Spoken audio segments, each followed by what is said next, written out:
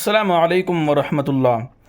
جمعیت علماء ہند مولانا ارشد مدنی کے زیر اہتمام مدرسہ تحفظ کانفرنس کے دوران جمعیت کے صدر مولانا ارشد مدنی نے اپنی طویل تقریر میں اہل مدارس کو کئی اہم مشورے دیے، جن کی جانب انہیں لگاتار متوجہ کیا جاتا رہا ہے۔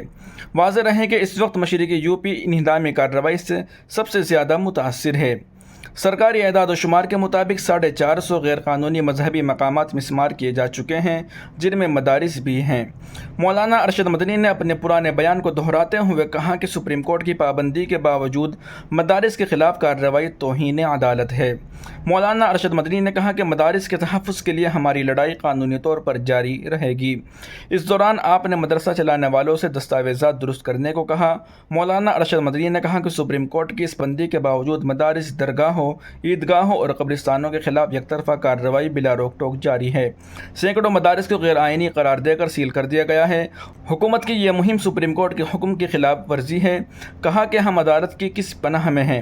ہم چاہتے ہیں کہ حکومت عدالت کے احکامات پر عمل کرے۔ مولانا ارشد مدنی نے عوام سے درخواست کی کہ وہ سڑکوں پر احتجاج کرنے کے بجائے عدالت کا دروازہ کھٹکھٹائیں، اور اگر مدارس یا مساجد میں کچھ قانونی خامیاں ہیں تو ان کوتاہیوں کو دور کیا جائے تاکہ حکومت کارروائی نہ کر سکے۔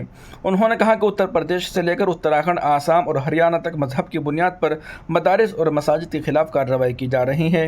انہوں نے سوال کیا کہ ایک جمہوری اور سیکولر ملک میں یہ امتیازی سلوک اور ناانصافی کیوں، جبکہ آئین نے تمام شہریوں کو یکساں حقوق اور مواقع فراہم کیے ہیں۔ مولانا ارشد مدنی نے واضح کیا کہ یہ سب کچھ ایک خاص نظریے کے تحت ہو رہا ہے۔